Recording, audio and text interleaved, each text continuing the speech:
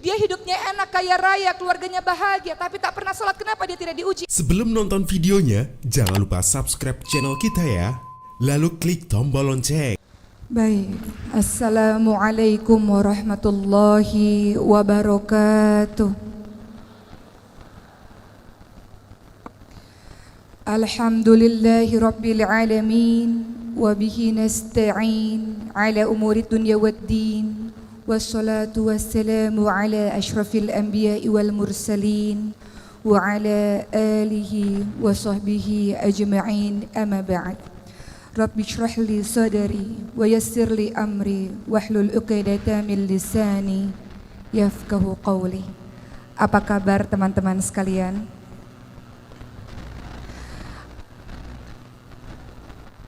Masya Allah, apa kabar jiwanya pada hari ini?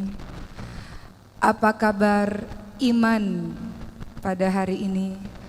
Sudahkah terisi dengan membaca ayat suci Al-Quran di qiyamu lail malam atau di pagi hari tadi? Apakah sudah di-charge keimanannya dengan senantiasa banyak berinteraksi dengan Al-Quran di hari ini?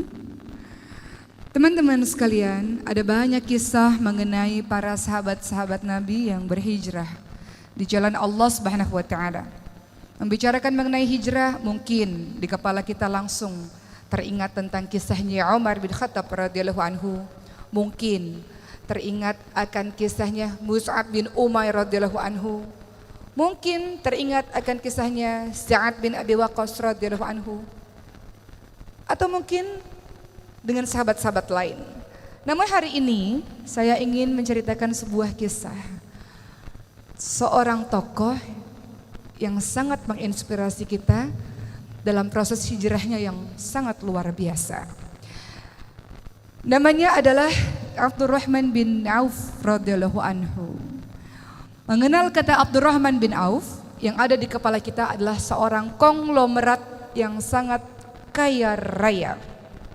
Abdurrahman bin Auf lahir 10 tahun setelah kelahiran Rasulullah SAW dan termasuk di antara salah satu sahabat Rasul yang paling awal masuk ke dalam agama Islam atau kita kenal dengan nama As-Sabiqunal Awwalun. Bersamaan dengan sahabat-sahabat lainnya lewat tangan atau lewat dakwah dari Abu Bakar As-Siddiq radhiyallahu anhu.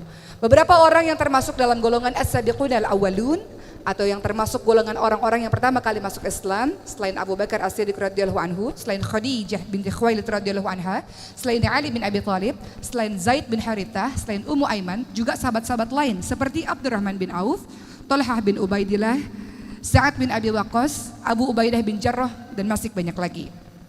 Bagaimanakah kisah Abdurrahman bin Auf menginspirasi hidup kita teman-teman sekalian?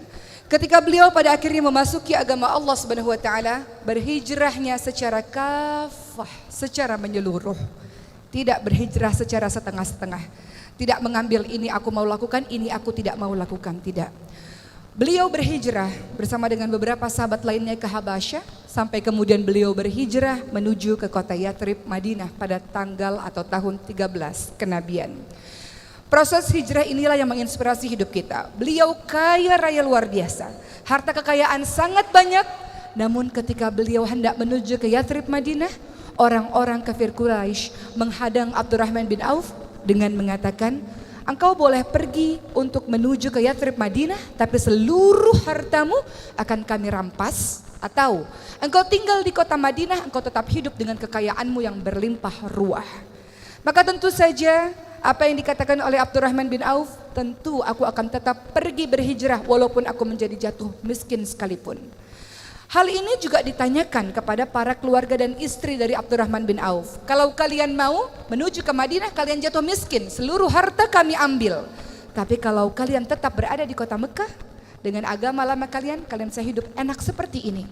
Sayangnya keluarga dan istri Abdurrahman bin Auf hendak tetap tinggal di kota Mekah. Sehingga Abdurrahman bin Auf pergi menuju ke Yathrib Madinah tanpa istri dan keluarganya.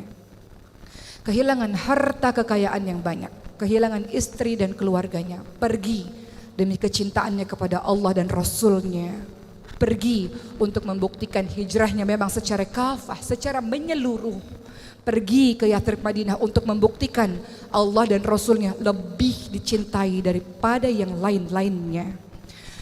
Maka sampai di kota Yathrib Madinah dalam keadaan tidak memiliki harta, hartanya adalah baju yang dipakainya saja. Kemudian Rasulullah mempersaudarakan antara orang-orang muhajirin, orang Mekah yang berhijrah dengan orang-orang yang Yathrib Madinah atau kita sebut dengan orang-orang Ansor. Orang Ansor atau kaum Ansor yang paling kaya raya di Yathrib Madinah namanya adalah Sa'ad bin Rabi' al-Ansari radhiyallahu anhu. Kaya raya. Kemudian Sa'ad bin Rabi' radhiyallahu anhu mengatakan kepada Abdurrahman bin Auf, "Wahai Abdurrahman, hartaku sangat banyak dan aku punya 2 orang istri. Saya tahu kamu jatuh miskin dan sendirian. Oleh karena itu saya berikan setengah harta saya untuk menolongmu dan saya ceraikan 1 istri saya, istri yang baik, istri yang salihah. Tunggu masa iddahnya, setelah itu engkau bisa menikah dengannya untuk menemani hari-harimu." Apa yang dikatakan oleh Abdurrahman bin Auf dengan kebaikan yang diberikan oleh sahabat orang Ansor ini? Apa jawaban beliau? "Semoga Allah memberkahi dirimu, semoga Allah berkahi hartamu, semoga Allah memberkahi keluargamu. Cukup tunjuki saja kepada saya di mana jalan menuju ke pasar." Beliau menghargai kebaikan yang telah diberikan oleh Sa'ad bin Rabi', tapi beliau tidak ingin bergantung kepada orang lain. Beliau ingin berdiri di atas kakinya sendiri. Maka kemudian beliau menuju ke pasar, ke pusat bisnis yang ada di kota Madinah. Dan beliau mulai berdagang tanpa modal. Beliau mencari peluang apa yang kira-kira bisa saya lakukan untuk menghasilkan.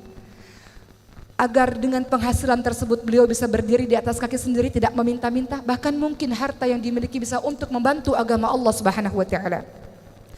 Maka beliau mulai berpikir apa yang bisa dilakukan. Salah satu yang beliau lakukan adalah menjual barang dagangan milik orang lain. Dan tak perlu waktu yang sangat lama, Abdurrahman bin Auf diberikan kelebihan oleh Allah, apapun yang disentuhnya seolah-olah bisa berubah menjadi emas, saking hebatnya beliau dalam berdagang. Maka dalam waktu yang cepat Abdurrahman bin Auf bisa mengembalikan pundi-pundi kekayaannya karena keahlian bisnis yang sangat luar biasa. Dengan kerja keras, dengan ketekunan, dengan kejujuran, Allah mengembalikan harta Abdurrahman bin Auf lewat jalur perdagangan. Dengan harta yang semakin hari semakin banyak, Abdurrahman bin Auf memberikan banyak hartanya di jalan Allah Subhanahu wa ta'ala. Terkadang beliau berpikir dan ketakutan, harta kekayaan yang sangat banyak ini khawatir membuat beliau lama dihisap oleh Allah Subhanahu wa ta'ala di hari akhir nanti. Maka beliau memberikan terus-menerus di jalan Allah Subhanahu wa ta'ala harta yang dimilikinya itu. Niatnya ingin mengurangi harta, justru karena bersedekah pundi-pundi pahala terus mengalir dan pundi-pundi rezeki keuntungan perdagangan terus semakin banyak. Pernah pada suatu ketika terjadi sebuah perang Tabuk. Pada saat itu seluruh umat Islam datang untuk menuju ke perang Tabuk tersebut melawan orang-orang Romawi. Pada saat itu panen kurma sangat banyak sehingga kurma-kurma tidak laku terjual karena membusuk. Abdurrahman bin Auf ingin menolong teman-temannya, ingin menolong sahabat-sahabatnya. Maka beliau membeli seluruh kurma busuk yang tidak laku dijual tersebut untuk tujuan menolong. Maka apa yang Allah berikan kepada Abdurrahman bin Auf? Niat untuk mengurangi harta, justru karena sodakoh tiba-tiba ada seorang pasukan dari negeri yang lain mengatakan, "Abdurrahman bin Auf, kami mencari kurma busuk kemana-mana karena raja kami memerlukannya untuk obat. Kami beli dengan harga yang sangat tinggi." Ternyata mendatangkan keuntungan yang berlipat-lipat. Pernah pada suatu ketika saat Rasulullah SAW telah wafat, teman-teman sekalian. Pada suatu ketika di kota Madinah yang tenang, tiba-tiba debu naik ke atas langit, tiba-tiba terdengar gegap gempita yang sangat luar biasa sampai semua orang keluar dari rumah dan mengatakan, "Apa ini? Siapa yang datang? Kenapa terjadi heboh seperti ini, ramai seperti ini?" Lalu seseorang berkata kepada Aisyah istri Rasul, "Itulah 700 kafilah dagang milik Abdurrahman bin Auf. 70 kendaraan yang seluruhnya berisi penuh barang dagangan emas-emas yang sangat banyak milik Abdurrahman bin Auf." Maka Aisyah pun mengatakan, "Saya teringat dengan perkataan Rasul, Abdurrahman bin Auf memang dijamin masuk syurga bersama dengan sahabat-sahabat lainnya. Namun ia masuk syurga dengan merangkak hartanya yang sangat banyak, membuat ia jalan merangkak menuju ke surga Allah Subhanahu wa taala. Mendengar hal ini, maka Abdurrahman bin Auf sangat ketakutan karena Allah berikan harta yang banyak kepada dirinya, diberikan lagi harta-hartanya di jalan Allah. Bahkan Abdurrahman bin Auf pada saat itu memberikan setiap orang yang ikut dalam perang Badar 400 dirham setiap orang. Utsman bin Affan, orang yang kaya raya saja, menerima pemberian dari Abdurrahman bin Auf. Utsman bin Affan mengatakan, hartanya Abdurrahman bin Auf adalah berkah, hartanya adalah halal, dan ini adalah sebuah kebersihan, sebuah kesembuhan. Begitu kata Utsman bin Affan. Luar biasa kaya raya. Namun sedekahnya sangat luar biasa. Namun di balik seluruh kekayaannya, sang konglomerat ini hidup dengan sangat sederhana. Kalau ia bergabung dengan pelayan dan hamba sahaya, orang tidak tahu mana majikan, mana pelayan. Saking sederhana sekali penampilan dari Abdurrahman bin Auf. Sederhana dalam hidupnya. Pernah beliau berpuasa, kemudian diberikan makanan yang enak oleh anak-anak buahnya. Lalu Abdurrahman bin Auf menangis dan mengatakan, Mus'ab bin Umair adalah orang yang lebih mulia daripada saya. Namun matinya dalam keadaan kain kafan tidak cukup untuk menutupi tubuhnya. Ditarik ke kepalanya terlihat kakinya, ditarik kain kafan ke kakinya terlihat kepalanya. Hidupnya miskin seperti itu, padahal beliau adalah orang yang sangat mulia.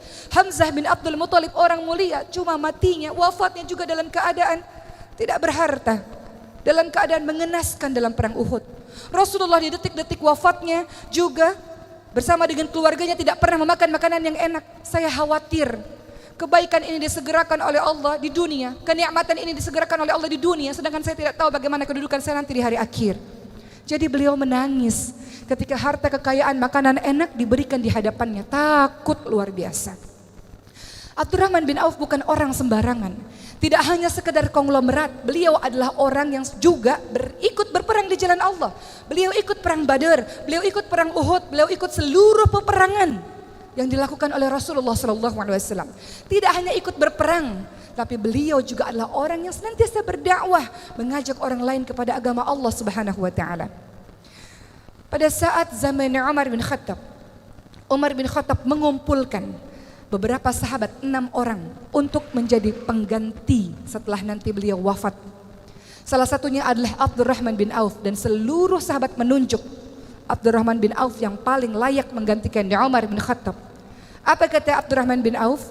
Saya mengundurkan diri untuk menjadi salah satu calon dari khalifah. Beliau tidak mau.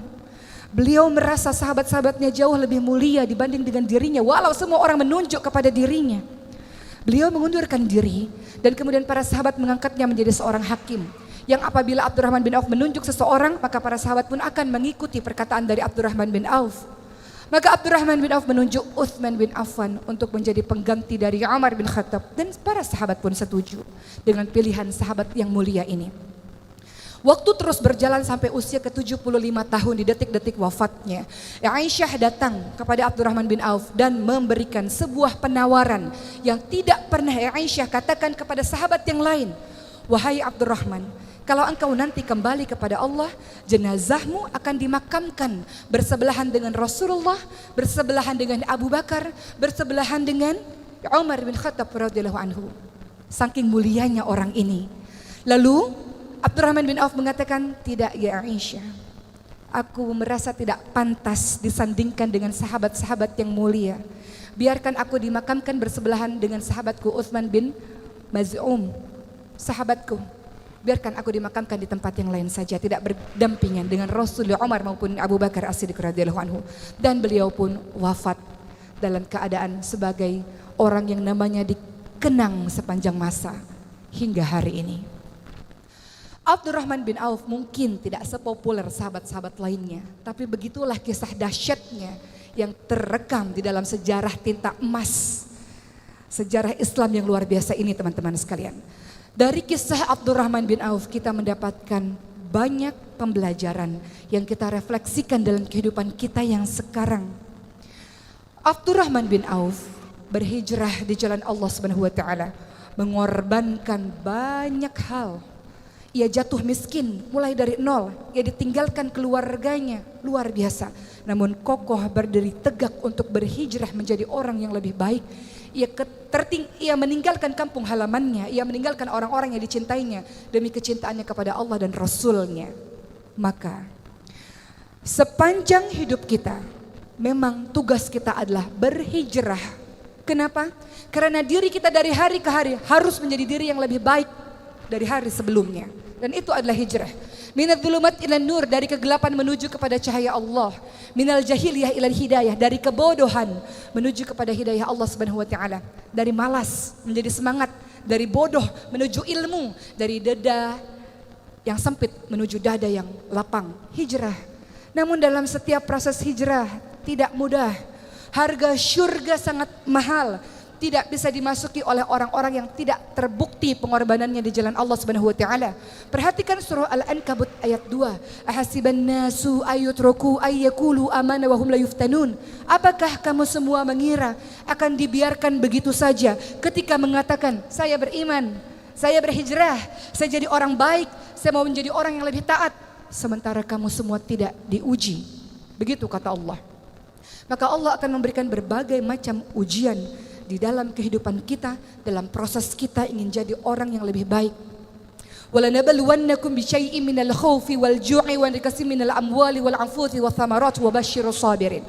Allah pasti akan menguji kalian semua dengan ketakutan, kata Allah, dengan kelaparan, dengan kekurangan harta, kekurangan jiwa. Ada orang-orang yang kita cintai akan Allah ambil, cabut nyawanya untuk kita merasa kehilangan. Dan Allah akan uji dengan kekurangan buah-buahan. Bisa saja engkau berkebun kemudian engkau tidak panen, atau bertahun-tahun engkau menikah tidak dikaruniai buah hati. Ujian. Wabasyirus sabirin, beritakan kabar gembira untuk orang-orang yang sabar. Sabar dalam proses hijrah ini. Sabar dibagi menjadi 3. Sabar dalam menghadapi ujian Allah. Sabar dalam menghadapi meninggalkan kemaksiatan. Dan sabar dalam melakukan kebaikan-kebaikan.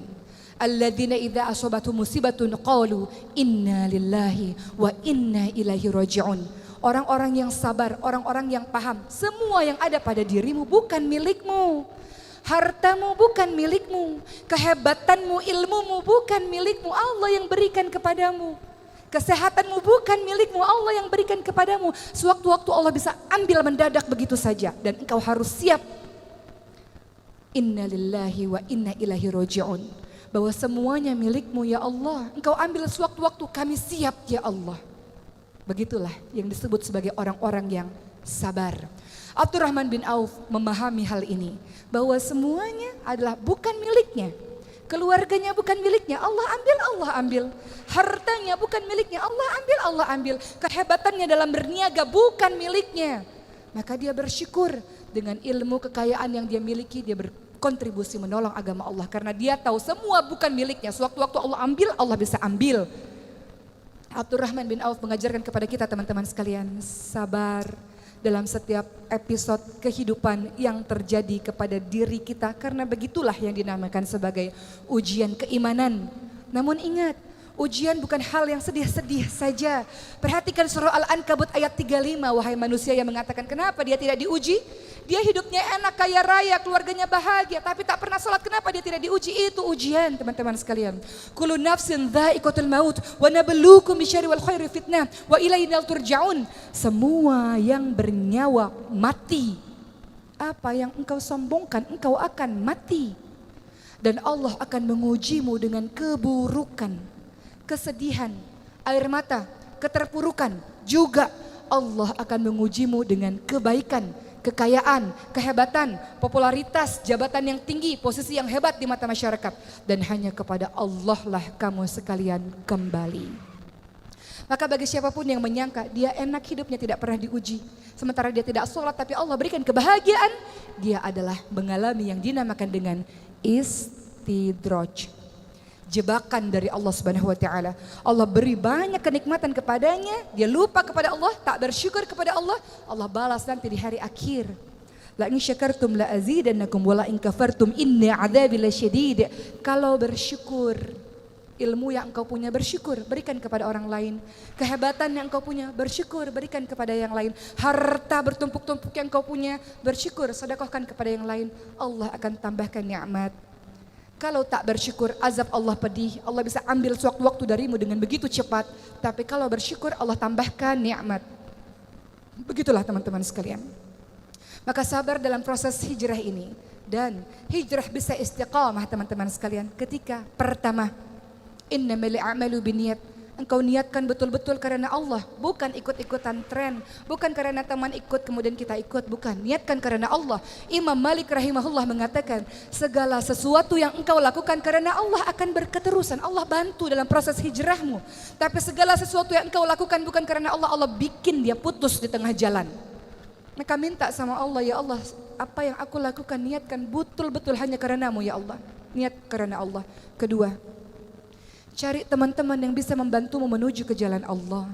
Engkau boleh berteman dengan siapapun teman-teman sekalian, tapi engkau harus bersahabat dengan orang-orang yang membuatmu taat kepada Allah. Engkau lihat wajahnya saja engkau merasa semakin taat kepada Allah Subhanahu wa taala. Perumpamaan orang yang menjual minyak wangi, kata Rasul, siapapun yang berteman dengan penjual minyak wangi kecipratan wanginya. Siapapun yang berteman dengan pandai besi kecipratan baunya atau apinya. Seseorang tergantung dengan siapa dia bergaul. Seseorang akan bergantung dengan agama teman-temannya.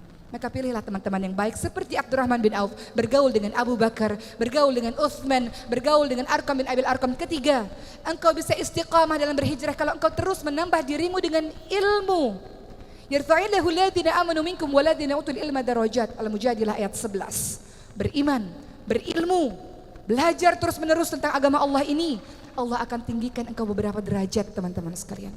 Jadilah pribadi-pribadi yang berilmu, terus menuntut ilmu, terus baca buku, terus datang ke kajian-kajian keislaman supaya istiqamah. 4. Cara engkau istiqamah dalam proses hijrah ini teman-teman sekalian adalah berdoa. Rabbana la tuzigh qulubana ba'da idh hadaitana wa hab lana min ladunka rahmah innaka antal wahhab. Ya muqallibal qulub tsabbit qalbi ala dinik. Ya muqallibal qulub tsabbit qalbi ala taatik. Wahai Allah, jangan kembalikan kami ke dalam kehidupan kami yang penuh dengan kesesatan. Jangan condongkan hati kami kepada kebodohan di masa lalu. Jangan condongkan hati kami kepada kebodohan, keburukan, kezaliman di masa lalu. Setelah Engkau berikan petunjuk kepada kami, wahai Allah yang Maha membolak-balikkan hati, tetapkan hati kami ya Allah atas keimanan kepadamu ya Allah. Berdoa teman-teman sekalian, karena kita tidak pernah tahu. Tidak ada yang bisa menjamin. Sesoleh-soleh orang bisa saja dia mati dalam keadaan su'ul khatimah. Maka berdoa kepada Allah, minta pertolongan kepada Allah, agar ketika engkau berhijrah dengan susah payah ini, ketika engkau tinggalkan apa-apa yang dibenci oleh Allah dengan susah payah ini, Allah jaga engkau dengan keistiqamahan hingga akhirnya Allah panggil engkau dengan kalimat, ya ayyuhan nafsul mutmainnah irji'i ila rabbiki radiyatan maradiyah fadkhuli fi ibadi wadkhuli jannati. Wahai hamba-hambaku, masuklah ke dalam golongan hamba-hambaku, masuklah ke dalam syurgaku.